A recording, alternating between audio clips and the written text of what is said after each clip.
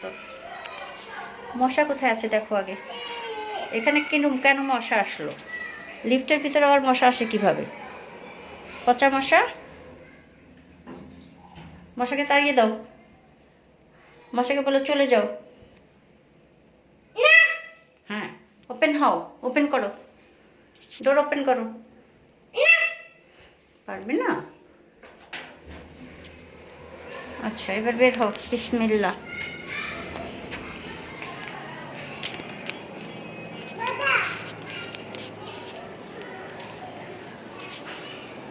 হুম,